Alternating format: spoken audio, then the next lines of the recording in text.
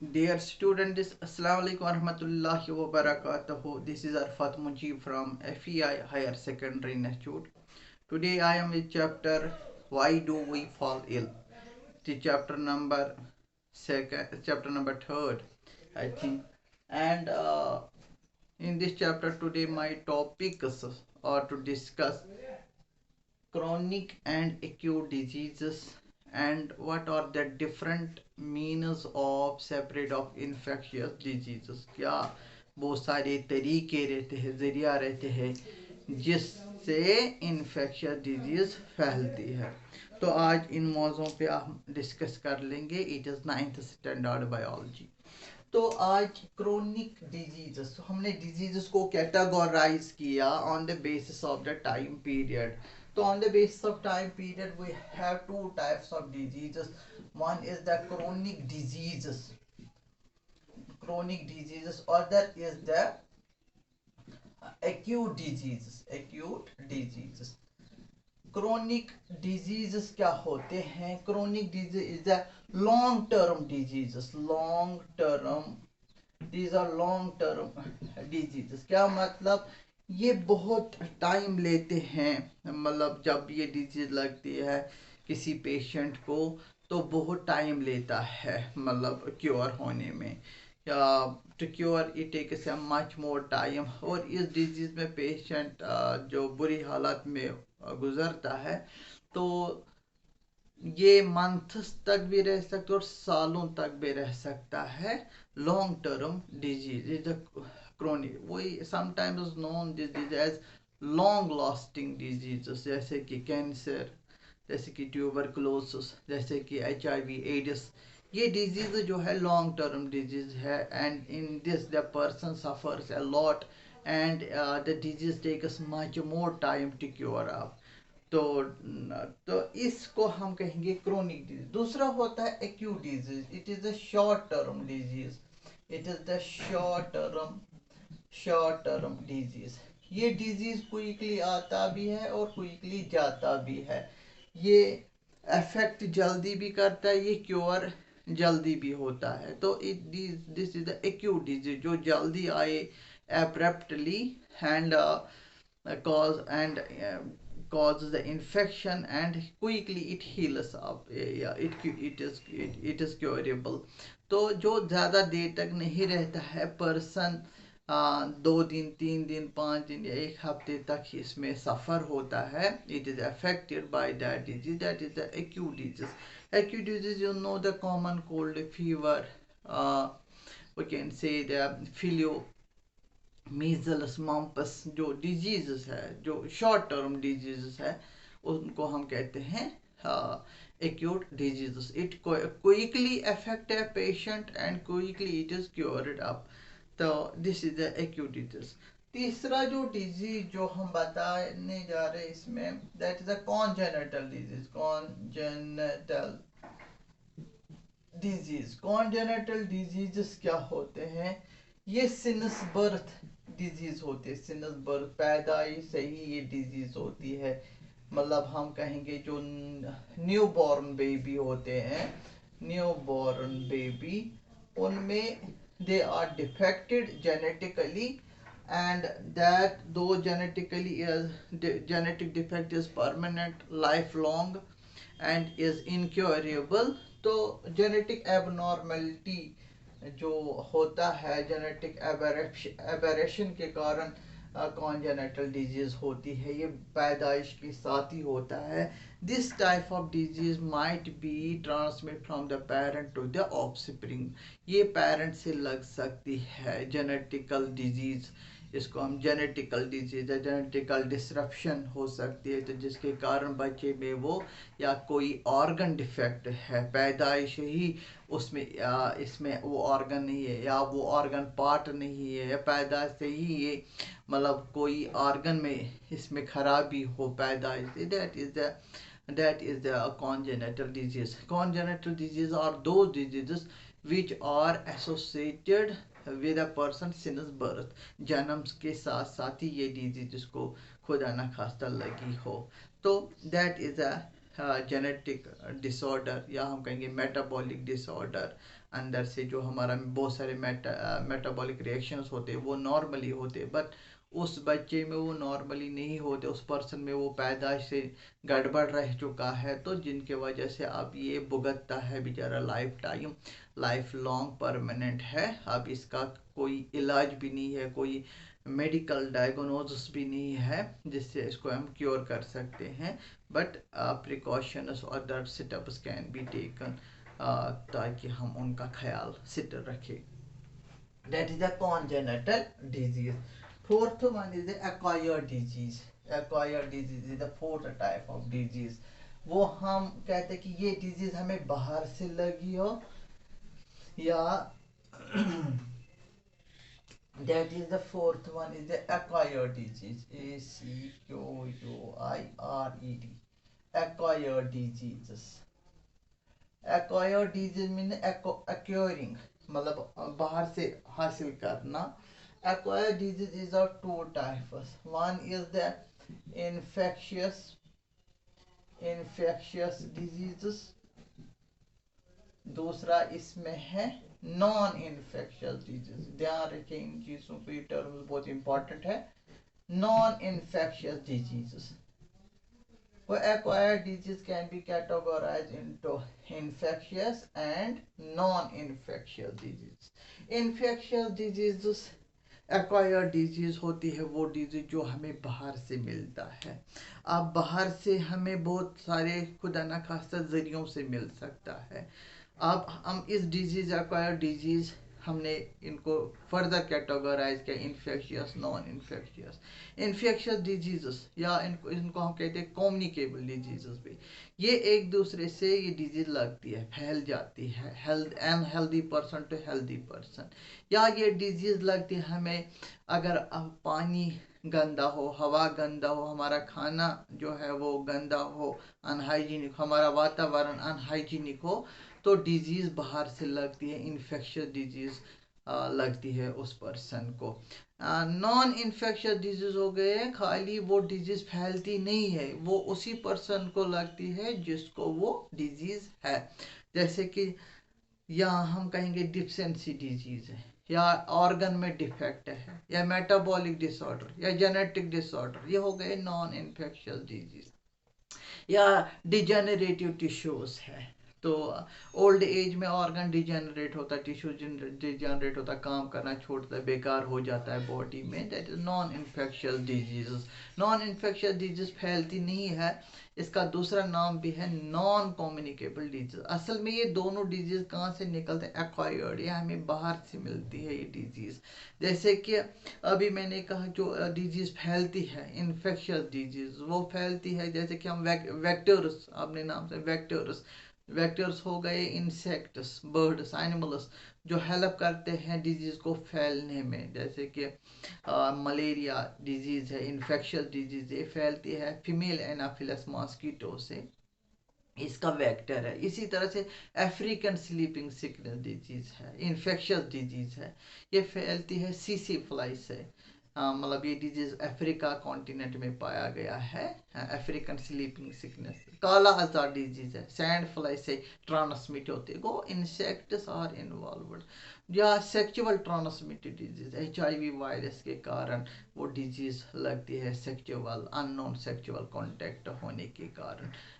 जो है पैथोजन को हमें इन्फेक्शियस डिजीज जो है वो हमें पैथोजन से मिलते हैं। वो the infectious diseases are caused by the pathogens vectors, unhygienic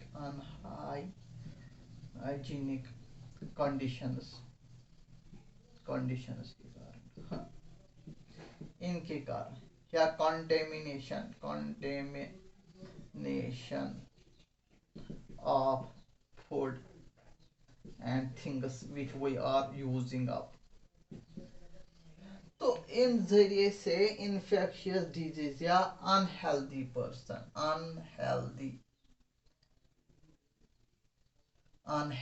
person ये भी, हाँ, या हम कहेंगे due to the polluted polluted air, water, soil, हाँ, इन कारण से भी इन्फेक्शियस डिजीज फैलती है, जैसे कि ट्यूबरकुलोसिस है, इन्फेक्शियस डिजीजेस मलेरिया है, अफ्रीकन स्लीपिंग सिकनेस है, एल्फेंटेसिस है। बहुत सारे डिजीज जो है जो इन्फेक्शियस डिजीजेस है, जो बहुत सारे पैथोजन से फैलते, bacteria, fungi, virus, protozoa, vector से फैलती है, जिनको हम कहते हैं इंसेक्ट्स। बहुत सारे इंसेक्ट जो होते हैं, इंसेक्ट्स या animals, they are the vector, they are the carriers of the infectious diseases. या अनहाइजीनिक वातावरण, हमारा सराउंडिंग अनहाइजीनिक इन कंडीशन हो, उससे भी ये बीमारी लग सकती है। वहाँ जर्म्स, माइक्रोब्स अवेलेबल होते हैं उन चीज़ों पे, उन सराउंडिंग में, उस वातावरण में। अनकंटेमिनेशन, हमारा फूड अनकवर्ड हो, सही से पका नहीं है, कुक नहीं किया गया है, प्रॉपरली कवर नहीं है, अनसेफ है, things are unsafe, uncontaminated, that unhealthy person से बीमारी फैलती है। Unhealthy person is the source of infectious disease या कम्युनिकेबल डिजीज भी। या पोल्यूटेड एयर हो, वाटर हो, सॉइल हो, इससे भी ये डिजीज फैलती है, इन्फेक्शियस डिजीज। गो हमें ये सारे जो है एक्वायर्ड डिजीज होते हैं, वो डिजीजेस जो हमें बाहर से एक्सटर्नल कंडीशन से हमें मिलेंगे, एक्सटर्नल सराउंडिंग से हमें वो डिजीज लगती है, मिलती है उस पर्सन को। तो ये सारे जो है ये एक्सटर्नल सराउंडिंग में हमें मिलते हैं। तो दूसरा है नॉन इन्फेक्शियस डिजीज, जो एक्वायर्ड डिजीज में मैंने बात की। Non infectious diseases, it resides to a person, it only affect a person who got this disease, who got this disease, हाँ, उसी को अफेक्ट करता है। नॉन इन्फेक्शियस डिजीज हो गए हमारा डिफिशियंसी न्यूट्रेंट्स हो, डिफिशियंसी डाइट में डिफिशियंसी न्यूट्रेंट्स हो, या हमारा या मेटाबॉलिक डिसऑर्डर हो, मेटाबॉलिक डिसऑर्डर हमारे बॉडी में अब मेटाबॉलिक डिस, या डिजेनरेटिव टिश्यू ऑर्गन खराब हो चुका है, वो उसी पर्सन के महदूद तक रहता वो डिजीज। या हम कहेंगे नॉन इन्फेक्शियस डिजीज में मॉल फंक्शनिंग, कभी कभार ऑर्गन काम करना छोड़ देता, खुदा न खास, नॉन फंक्शनिंग ऑफ ऑर्गन्स, हाँ, जिसके वजह से पेशेंट बन जाता है वो पर्सन। तो वो हो गए नॉन इन्फेक्शियस। ये फैलते नहीं है, इसका ये खुद कसूरवार होता है। इनमें डिफिशिएंट डाइट में अच्छा खासा न्यूट्रेंट्स नहीं है, अनबैलेंस्ड डाइट है, मेटाबॉलिक डिसऑर्डर, अब इसमें बॉडी में बदलाव आ रहा है, डिसऑर्डर आ रहा है, अब ठीक नहीं है, इसके ऑर्गन प्रॉपरली काम नहीं कर रहे, पहले तो कर रहे थे। तो ये डिजीज जो लगते हैं, ये लगते हैं हमें आफ्टर बर्थ, पैदाइश होने के बाद, नॉट सिंस द बर्थ, वो हो गए congenital disease. After taking the birth, after some period of time, 2 साल, 3 साल, 5 साल या 6 मंथ के बाद, या 15 साल, 30 साल, 50 साल, 60 साल के बाद डिजीजेस लगती है, दैट और द नॉन इन्फेक्शियस डिजीज। या डिजेनरेटिव टिश्यूज, ऑर्गन डिजेनरेट होना शुरू होता है, माल फंक्शनिंग ऑफ ऑर्गन्स जो है। या हम कहेंगे यहाँ हार्मोनल डिसऑर्डर, हार्मोन्स काम नहीं कर रहे हैं, हार्मोनल डिसऑर्डर, हार्मोनल डिसऑर्डर भी ये वजह भी है, हार्मोनल डिसऑर्डर ये भी है एक्वायर्ड डिजीज, मतलब दीज आर द डिजीजेस, हाँ, नॉन इन्फेक्शियस डिजीजेस या infectious diseases, they got person after the birth, after 2 years, after any age, it can be affect a person। that non infectious disease होते हैं जो separate नहीं होता है healthy person to unhealthy person to healthy person, it only affect those person who got this disease। तो ये मैंने बताया क्या कारण हो सकता है नॉन इन्फेक्शियस डिजीजेस के। और डिजीजेस कैसे फैलते हैं, अगर बात करें हम इन्फेक्शियस डिजीजेस की, इन्फेक्शियस डिजीज कैसे फैलते हैं, how separate of infectious disease take place, separate of infectious disease that is due to the airborne, some or the air pollute होता है और जिसके वजह से airborne disease लगती है, pneumonia, flu, हाँ, tuberculosis, these are the airborne disease. हमारा हवा वातावरण में गंदा हो, पोल्यूट हो, वहाँ पोल्यूटेंट्स मौजूद हो, गैसेस पोल्यूटेंट्स, सॉलिड पोल्यूटेंट्स, जिनके वजह से हम इनहेल करके वो हमारा रेस्पिरेटरी सिस्टम को यकीनन तौर अफेक्ट करता है, and the person is affected by inhaling the polluted air, that it causes the various airborne diseases। गो हमारा हवा खराब हो, सराउंडिंग जो एम्बेंट एयर होता है, एम्बेंट एयर के कारण पोल्यूट होता है, एम्बेंट एयर जो होता है, सराउंडिंग एयर जो होता है, जब वो पोल्यूट होना शुरू होता है बाय वेरियस सोर्सेस से, जिसके वजह से बहुत सारे हाँ एयरबॉर्न डिजीजेस जनरेट हो सकते। दूसरा हो गया वाटर बॉर्न डिजीजेस, पानी गंदा, पानी कंटेमिनेट होता है। आपको पता है फैक्ट्रीज, इंडस्ट्री जो है वो डिस्चार्ज करते हैं इफिलेंट्स, वो इफिलेंट्स में बहुत सारे केमिकल्स होते हैं, इफिलेंट्स में बहुत सारे केमिकल्स होते हैं, जिससे हमारा जो वाटर है वो कंटेमिनेट होता है, पोल्यूट होता है। जब भी हम इसको ड्रिंक कर लेंगे, पिएंगे, हाँ, और कुकिंग पर्पस के लिए इस्तेमाल करेंगे, वही गेट खुदा न खासा various types of water borne disease can be break out. मतलब बहुत सारे वाटर बॉर्न कॉलरा है, हाँ, जो डिसेंट्री है, डायरिया है, तो बहुत सारे water borne related diseases generate हो सकते हैं पर्सन्स में इफ दे टेक ड्रंक और it is used for the cooking purpose. तो वाटर को ये हमें इन जो जब हम इन चीज़ों को हम कंटेमिनेट करें, पोल्यूट करें, तो यकीनन तो डिजीजेस, इन्फेक्शियस डिजीजेस, अब ये डिजीज जो होते हैं एक ही इंसान तक महदूद नहीं होता है। अब one person is affect in a community, it can be separate to whole the community, that mean it is a infectious disease की खासियत वही होती है, एक जगह नहीं रहती, एक ही पर्सन में अफेक्ट नहीं होता, it can be separate. Third one is the हाँ food borne disease, food borne disease, खाना हमारा कंटेमिनेट होता है, फूड पॉइजनिंग जिसको हम कहते हैं, फूड पॉइजनिंग, जब फूड पॉइजनिंग होता है बाय द जर्म्स, हाँ, जब वो फूड क्या होगा, uncovered, unprotected food, that is unsafe to eat, unsafe to eat. अगर खाने की कोशिश करे, we get in the food, it sometimes this food becomes the toxic and it causes the fatal death, it causes the fatal death to a person, it is ये जानलेवा है। तो ये भी अब when the food is is contaminated by the germ, by the pathogens, by the vectors they visit from the bad site, and they uh, um, cover. If the food is uncovered, then those carriers, insects, animals, then contaminate the food by the germs, microbes. When we eat that type of food, we might get the infectious diseases. तो हमने देखा है amoebic dysentery जैसा disease है, diarrhoea है, dysentery है, जिससे ये वाटर फूड बॉर्न डिजीज भी एसोसिएट है। Fifth is the sexually transmitted disease, sexually transmitted disease,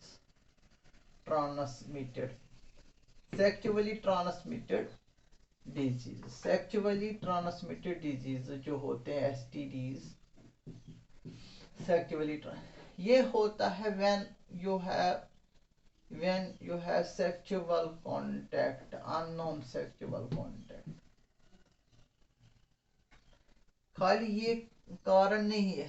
when you are sharing the things of sharing things of AIDS person के आप चीज़ों को डायरेक्ट कांटेक्ट में हो, यू आर शेयरिंग दैट, उससे भी लग सकती है एड्स। जरूरी नहीं है this one only factor is responsible, this factor is also responsible. Sexually transmitted disease are the AIDS, HIV AIDS. Second is the syphilis,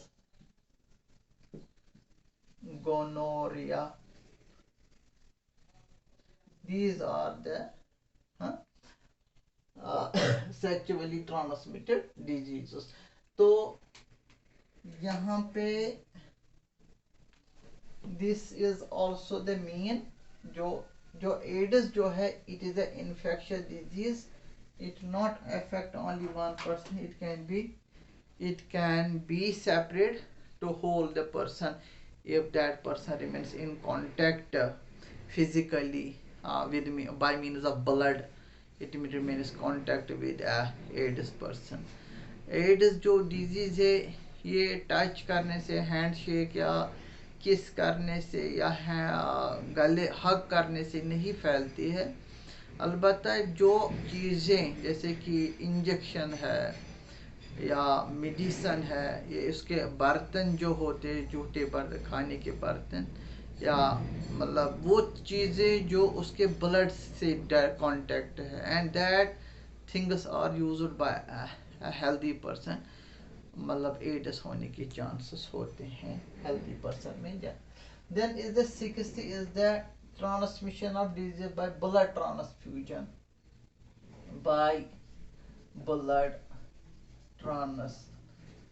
transfusion. अगर ये ब्लड होगा किसका, AIDS person, and this AIDS person is now donate this blood, there is a transmission of blood from AIDS person to healthy, यकीनन तो disease क्या होगी, separate होती, disease is separating by the blood transfusion. Therefore, before you are the transfusing the blood to a healthy person from an unhealthy person, you should test first the sample of the blood whether it is not positive, HIV positive। तो वो चीज़ blood transfuse करने से पहले एक healthy person को ये medical diagnosis पे, medical techniques पे डिटेक्ट किया जाता है HIV पॉजिटिव का चांसेस मत है इस ब्लड में, जो ब्लड हमने इस पर्सन से लिया है। हो सके वो पर्सन एड्स हो, मतलब उसमें एड्स डिजीज हो, तो वो एड्स डिजीज जो पर्सन हो वो अगर उसका ब्लड हम ट्रांसफ्यूज कर ले, मतलब transformation of blood to a healthy person, यकीनन तौर by blood transfusion also disease can be separate, वो भी infectious disease। I hope you understand about the different means of separate of infectious diseases। और इससे पहले जो मैंने बताया कि एक chronic disease क्या होते हैं, acute disease क्या होते हैं, congenital disease क्या होता है, acquired diseases क्या होते हैं, और उनको हम कैटेगराइज किए हैं infectious disease and non infectious disease। I hope you understand about the topic। Thank you।